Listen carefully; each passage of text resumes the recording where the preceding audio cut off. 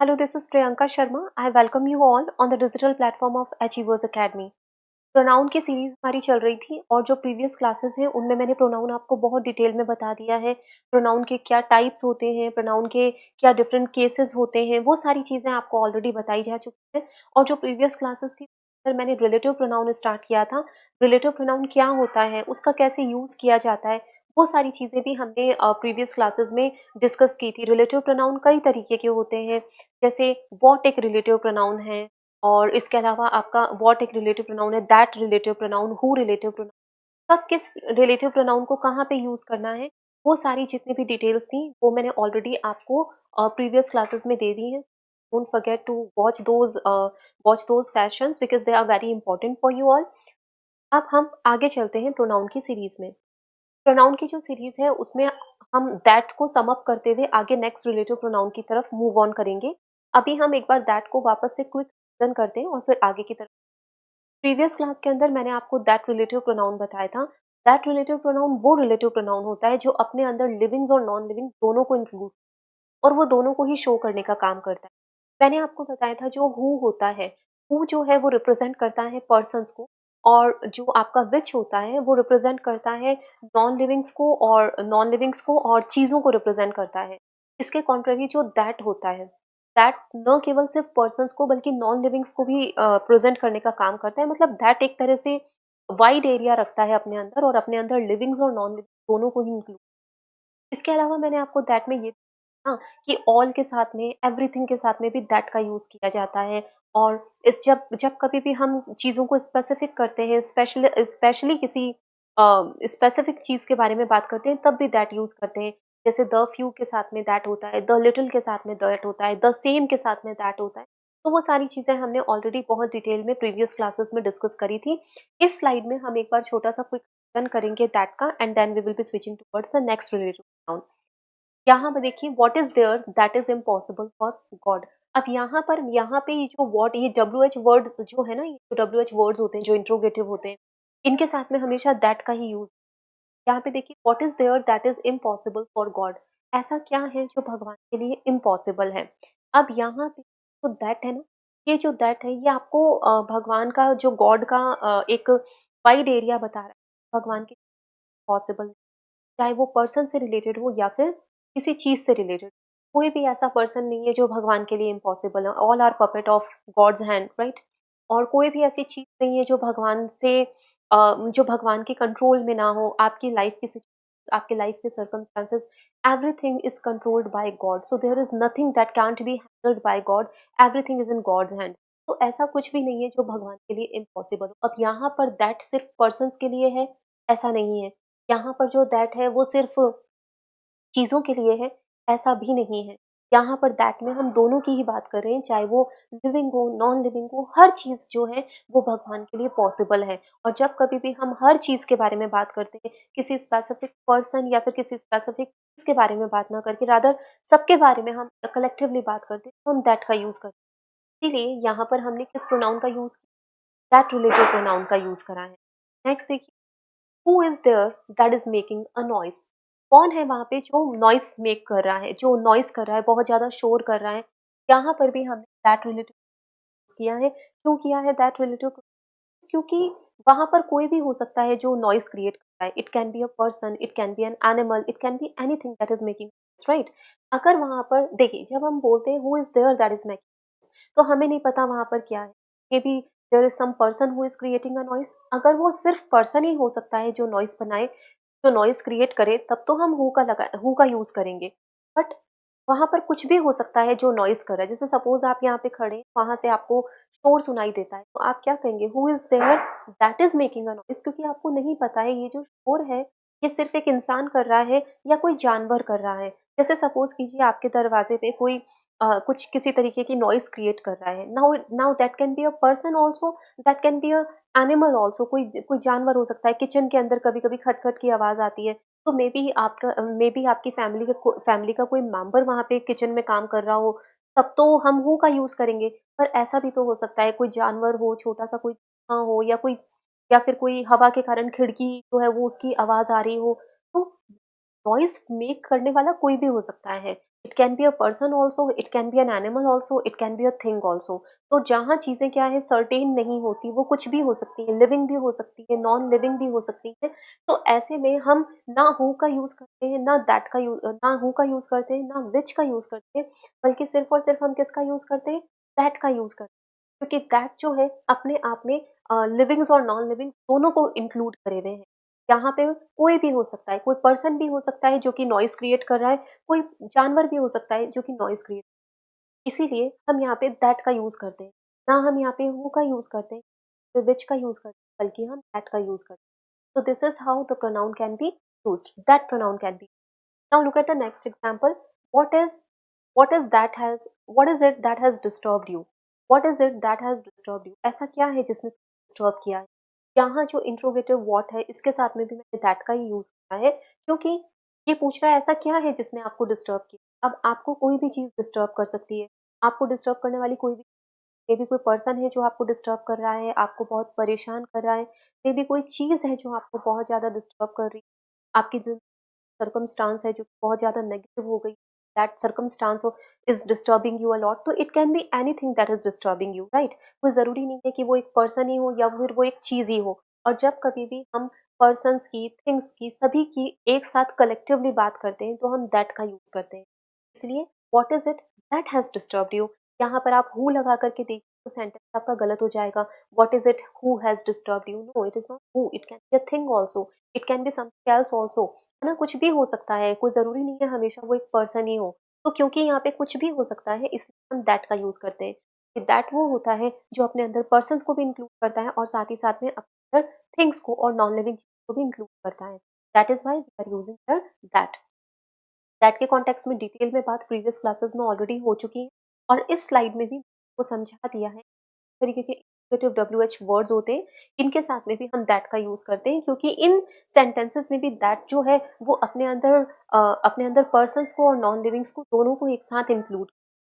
तो only this much about that and this much of explanation was enough. I think कि अब आपका जो दैट है वो क्लियर हो गया होगा कि हम दैट को कैसे यूज़ करते हैं। Now we are moving towards the next thing. The next thing comes here what. देखिए हमारा who pronoun, who relative pronoun already हो, विच हो चुका है और दैट भी हो चुका है। Now the next relative pronoun is what. What क्या होता है? तो what is the what is the speciality of relative pronoun what? वो ये होती है word doesn't have any antecedent. What is the meaning of the word antecedent? Antecedent is something that comes before a relative, right. The coach decides which player will start the game. इस sentence के अंदर विच एक relative pronoun है और आपका ये जो विच है ये किसके लिए यूज होगा? कोच के लिए, sorry, which player will start the game. यहाँ पर एक एग्जाम्पल बताती हूँ आपको। This is the dog which barks at me. Antecedents क्या होता है मैं आपको बता रही थी। एंटीसीडेंट क्या होता है, जैसे ये सेंटेंस देखिए आपका, this is the dog which barks at me. यहाँ पे विच एक रिलेटिव प्रोनाउन है और एंटीसीडेंट वो होता है जो रिलेटिव प्रोनाउन के पहले में आता है। तो यहाँ पे डॉग जो है वो रिलेटिव प्रोनाउन के पहले आ रहा है, तो dog here is the antecedent of relative pronoun which. इसी तरह से the food which they serve at cafeteria is very healthy. यहाँ पर विच एक रिलेटिव प्रोनाउन है और इसका एंटीसीडेंट फूड है। फूड वो है जो कि रिलेटिव प्रोनाउन से पहले आता है। तो रिलेटिव प्रोनाउन के जो भी पहले आता है वो उसका एंटीसीडेंट होता है और रिलेटिव प्रोनाउन की आगे की जो वर्ब होती है वो उस एंटीसीडेंट के अकॉर्डिंग ही सेटिस्फाई होती है। जैसे the food which they serve at cafeteria is very healthy. अब आप बताइए यहाँ पे जो इज है ये रिलेटिव प्रोनाउन के एंटीसीडेंट के अकॉर्डिंग ही तो सेटिस्फाई हुआ है। फूड कोई प्लूरल थोड़ी होता है जो वहाँ पे हम आर लगा देंगे, इसलिए हमने फूड को यहाँ पे क्या लगाया है? इज लगाया है। तो ये होते हैं आपके रिलेटिव प्रोनाउन के एंटीसीडेंट। अब हम वापस अपने व्हाट के ऊपर आते हैं। व्हाट था आपका, दैट हम ऑलरेडी कर चुके हैं। यहाँ पे था आपका व्हाट। व्हाट के बारे में आपको मैं ये बताना चाह रही थी कि व्हाट वो रिलेटिव प्रोनाउन होता है जिसका कोई एंटीसीडेंट नहीं होता। आपने देखा विच का होता है, हु का होता है, बट इसका व्हाट का कभी नहीं होता। जैसे एक एग्जांपल देखिए, the boy the boy who is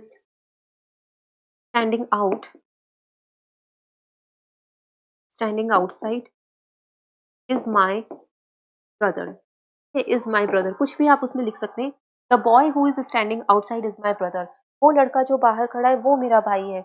यहाँ पर जो हु है वो एक नाउन है और इसका जो एंटीसीडेंट है वो बॉय है। तो आपने देखा हु का रिलेटिव हु का एंटीसीडेंट है, व्हिच का भी एंटीसीडेंट है जो अभी थोड़ी देर पहले ही मैंने आपको बताया था, बट व्हाट का ना कोई एंटीसीडेंट नहीं होता। जैसे एक एग्जांपल देखो, आई से व्हाट आई मीन। मैं जो कहता हूँ उसका वही मेरा मतलब होता है। मतलब ऐसा बात नहीं है कि मैं कह कुछ और रहा हूँ, मेरा मतलब कुछ और है। व्हाटएवर आई से आई मीन इट। मतलब मैं जो भी कहता हूँ आई रियली मीन, वही मेरा मतलब होता है जो भी मैं कहता हूँ। राइट। अब देखिए, आई से व्हाट आई मीन, मैं जो कहता हूँ वो मेरा मतलब होता है। अब मैं क्या कहता हूँ ये तो इसमें नहीं बताया। अगर इसमें हम ये बता दें कि हम क्या कहते हैं तो वो व्हाट का एक एंटीसीडेंट बन जाएगा। बट इस सेंटेंस के अंदर व्हाट का कोई एंटीसीडेंट नहीं है। ये कह रहा है आई से what I mean and what you से, ये तो नहीं बताया इसमें। ये बोल रहा है आई से व्हाट आई मीन, मैं जो कहता हूँ वही मेरा मतलब होता है। क्या कहता हूँ ये बताया है, तो इसका मतलब व्हाट का एंटीसीडेंट इसमें से गायब है।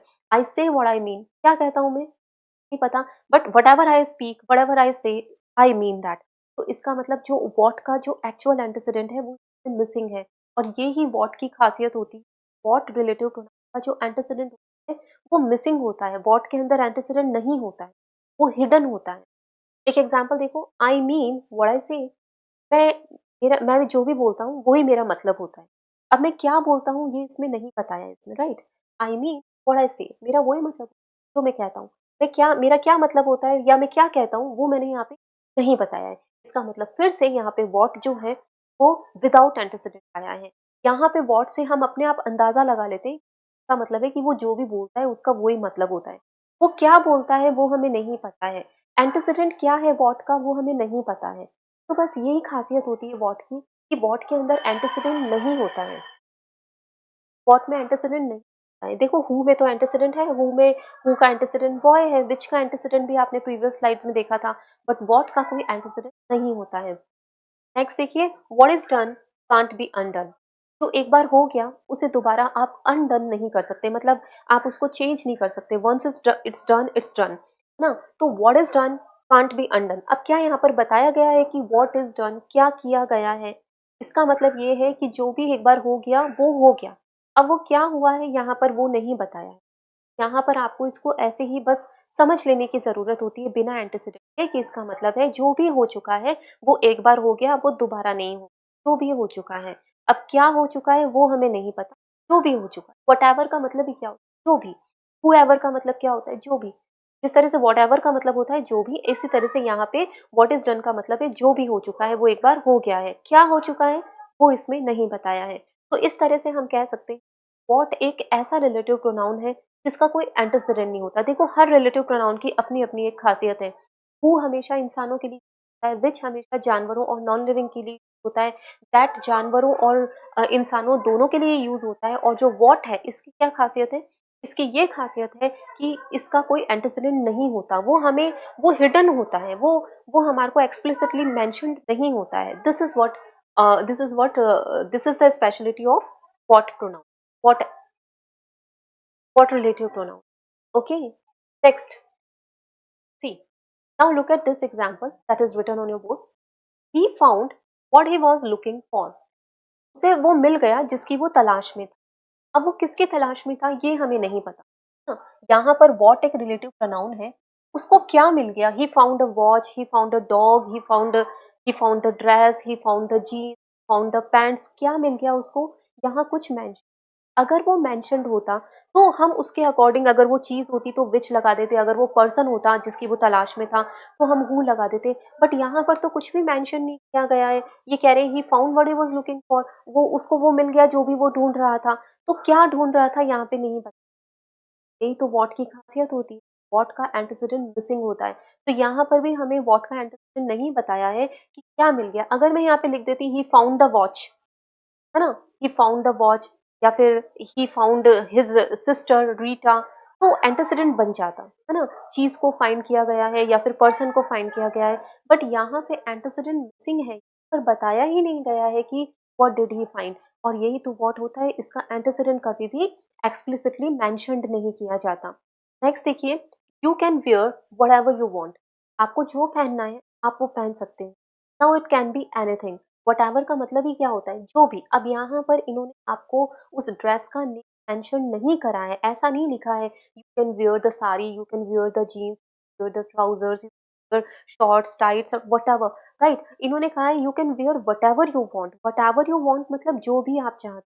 तो अगेन यहाँ पर इन्होंने एक्सप्लिसिटली एक एंटीसीडेंट को मेंशन नहीं किया है। सो यही स्पेशलिटी होती है व्हाट प्रोनाउन की, व्हाट रिलेटिव प्रोनाउन, कि इसका कोई एंटीसीडेंट नहीं होता, कुछ भी एक्सप्लिसिटली मेंशन नहीं होता। जैसे हु के अंदर पर्सन एक्सप्लिसिटली मेंशन्ड, व्हिच के अंदर चीज़ या जानवर मेंशन है, दैट के अंदर चीज़ और जानवर और पर्सन दोनों ही एक्सप्लिसिटली मेंशन्ड होते हैं, बट व्हाट के अंदर कुछ मेंशन नहीं होता, कुछ स्पेसिफिक नहीं होता। You can assume anything, it can be a person, it can be a thing, it can be an animal, it can be anything. Okay, तो ये आपके व्हाट प्रोनाउन की विशेषता होती है कि इसका कोई एंटीसीडेंट फिक्स नहीं, right? Next, look at this now, you can take the pen. अच्छा, अब आपको ये प्रैक्टिस एक्सरसाइज है, यहाँ पर आपको ये बताना है यहाँ पे कौन सा रिलेटिव प्रोनाउन यूज करना चाहिए। Sort of a practice exercise. पिछले जो प्रीवियस क्लासेस थी, we have already gone through all the relative pronouns. Now in this slide you need to select that which option should be correct. Okay, now look at the first question. You can take the pen, which what you like. So what do you think that which option should be taken as a correct one, whether it is which or what? जब आप इस sentence को पढ़ते हैं तो आप देखते हैं यहाँ पर एक एंटीसीडेंट है पेन, जिसके बारे में बात की जाए। और जब कभी भी एंटीसीडेंट स्पेसिफिकली मेंशन्ड होता है तो हम कभी भी व्हाट का यूज और विच। और जब मैं आपको विच के बारे में बता रही थी तो बताया था, एक तो विच का यूज कब होता है जब हम नॉन लिविंग के बारे में बात करते हैं, और साथ ही साथ में जब हमें सिलेक्शन करना होता है कई सारी चीजों में से किसी एक सेलेक्ट करना, तब भी हम विच का यूज करते हैं। अब यहाँ पर you can take the pen which you like सही होगा, क्योंकि वहां पर नंबर ऑफ पेन्स अवेलेबल है और उन सभी में से आपको जो पेन पसंद आएगा you can go for that, right? तो यहाँ पर हम विच का यूज करेंगे। विच का एंटीसीडेंट यहाँ पे पेन एक्सप्लिसिटली मैंशनड है, यहाँ पे वॉट नहीं यूज हो सकता क्योंकि पेन एक्सप्लिसिटली मैंशन। अगर यहाँ पर पेन एक्सप्लिसिटली नहीं होता, अगर यहाँ पे पेन नहीं दिया होता अगर, तो हम यहाँ पे वॉट कर देते। You can take whatever you like, इसको हम ऐसे लिख सकते थे, you can take whatever you like, है ना? अगर यहाँ पर पेन नहीं दिया होता और ये सेंटेंस इस तरह से होता, you can take whatever you like, तो यहाँ पे हम what को या whatever को सही कंसीडर करते, क्योंकि हमने नहीं बताया है यहाँ पे what you can take, right? हमने यहाँ पे नहीं बताया है कि आप क्या ले सकते हैं, बट यहाँ पर तो मेंशन किया है कि आप पेन ले सकते हैं।